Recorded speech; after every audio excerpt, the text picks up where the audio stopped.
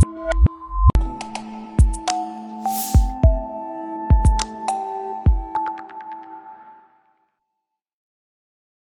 my friends, and welcome. This is Sari with you as usual.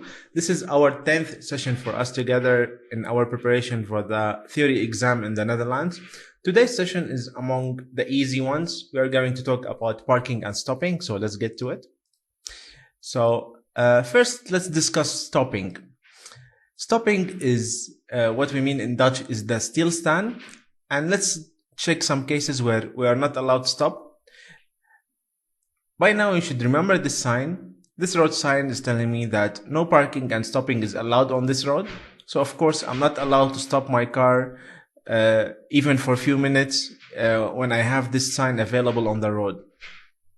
And this is include, of course, let's say I'm willing to drop off a passenger on the road. So if I want to drop off a passenger, I'm not allowed to if I have this sign present on the road. The other case that we have is at a level crossing or when we are intersecting with the trains. So we have train tracks. Of course, I'm not allowed to park at the intersections anyway, especially the level crossing like what we have in this picture. Also stopping on the sections of the road that are designated for other road users, like the pavement, for example. As we all know that the pedestrians are road users as well. And the pavement is designated for them to walk and to commute. So I'm not allowed to stop my vehicle even for a brief moment on the pavement because this will disturb the other road users. Also, whenever I see a yellow solid line along side of the pavement, I'm not allowed to stop on these roads as well. You might ask me, what if we have a broken line then? If we have a broken line, then no problem, we can stop. Stopping will be allowed, but we are not allowed to park. We are going to discuss this case shortly. Also, as we said, that cycling lane is a section of the road designated for bicycle users, for light moped users. So if I want to stop my car on this section of the road, I'm invading a place or a section of the road that it's not for me to use. So it's prohibited to stop on cycling lanes. Also, it's prohibited to stop on the emergency lane or emergency pits unless I have a real emergency. Some people think that it's okay, it's emergency lane if I want to call my wife, ask what's for dinner, or call my friend to see if they will meet me at the bar tomorrow. So this is not an emergency. Of course, we are not allowed to use the emergency lane or emergency pit unless we have emergency in our car, like our car broke down or something. Also, we are not allowed for stopping at zebra crossing. Exactly, it should be 5 meters before the zebra crossing and 5 meters after. So 5 meters in each direction. So not 5 meters for both directions. So here 5 meters and here 5 meters. So 10 meters in total, plus the area where we have the zebra crossing. However, if I want to stop or still stand at bus stops, it would be allowed for me to drop off passengers or to stop for brief moments nearby the bus stop. That's allowed, no problem with that. Now let's discuss parking. Parking is stopping for extensive period of time. So some people think that parking is only when I park my car and leave the car. Now, as we will discuss now, parking could include some other cases. For example, here, leaving the vehicle for shopping. So this is, of course, considered as parking, even if, let's say there is someone in the car, but there is someone who went inside the shop to get something. So this is considered as parking because it's not for a brief moment of time. When you go for shopping or you want to go to get something from the supermarket or something, you need to go and pick and pay, and then they will pack it for you. Then you will walk to the car. This is time consuming. So let's discuss the other case. Actually, this is several cases together. Here we have a person having a phone call. Here we have a person sending a text. And here we have a person setting the navigating system or the GPS. So whenever you do such thing, we consider it as parking. So you park your car in a designated parking place, then you do those things. Now, as you can imagine, also parking is prohibited in some cases. For example, I'm not allowed to park my car at intersections. This is obvious. Not only at the intersection itself, it should be 5 meters in each way. So look at the pictures that we have. I'm not allowed to park here, here, here, here. Each one of those lines is 5 meters. So here, if I park, no problem. But if I reach like 5 meters before the intersection, I'm not allowed to park. And of course, I'm not allowed to park inside the intersection. This is common sense. Also, I'm not allowed to park, or the parking is prohibited in parking designated for other type of vehicles. Here I see parking made for buses, and we have this gentleman over here. He thought that since it's a parking, I can park. Of course, if there is a police passing by, he might get a fine, or he should get a fine, because this is meant for the buses, not for the cars. Also, parking is prohibited at the entrance of homes or garages, even if it's my own home, even if it's my own house, my own villa. I'm not allowed to park at the entrance, because let's say a police officer is passing by and he saw a vehicle parked in such a way, he can fine it automatically, because this is not allowed. He doesn't know if this vehicle belongs to me or not. He just see that this vehicle is blocking the entrance of a garage, so he might issue a fine. Also, we have the same case as we spoke about stopping. Also, parking is not allowed 5 meters before and 5 meters after the zebra crossings. So as you can see here, 5 meters in each direction, I'm not allowed to park my car. Also, of course, when we have this sign means no parking, no stopping, or no stopping, no parking, call it as you wish, but both things are prohibited. So parking and stopping are prohibited whenever we can see this sign. Also, parking is prohibited when we have this yellow broken line alongside of the pavement. However, as we said just a few minutes ago, that we can stop our car for a brief moment. If I want to drop off my kids, for example, if I want to drop off or pick up a passenger, no problem. But I cannot park my car if I have this broken yellow line alongside of the pavement. And of course, I cannot park my car when I have this yellow solid line. So this, you can consider it as powerful as the no parking, no stopping sign. Whenever you see this, you're not allowed to park and you're not allowed to stop. Now, there are some designated parking slots. Here, for example, we have parking spots designated for special permit holders. So in order for me to park my car in such a parking, I should have a special permit that allows me to do so.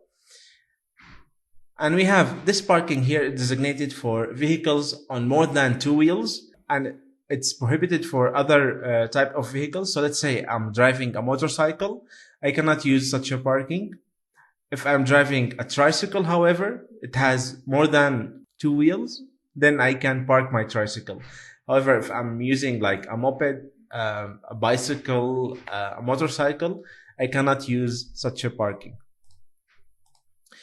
And here we have parking spots designated for loading goods, prohibited for other users. So if I park my car in such a parking, maybe I will block the people from loading or offloading goods. So as you can imagine, this is not allowed. Now let's talk about parking disc zones. We have the example over here. So in this zone, I'm allowed to park for 2 hours maximum. And we will talk how we can set up the disc in order to use such a parking. So I'm allowed to round the time to the nearest half an hour or hour. For example, if I arrive, let's say at 1:05 or 13:05, I can round the hours to make it 1:30 or 13:30.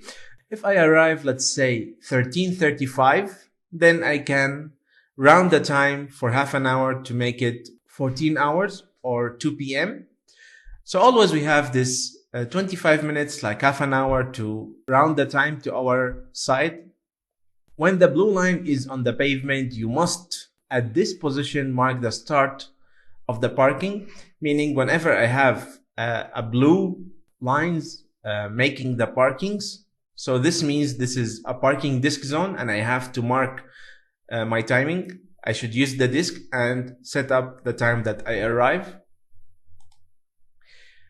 Parking disk must be placed at the front windshield, so don't place it like on the front seat, or don't place it at the rear windshield. It should be always placed at the front windshield.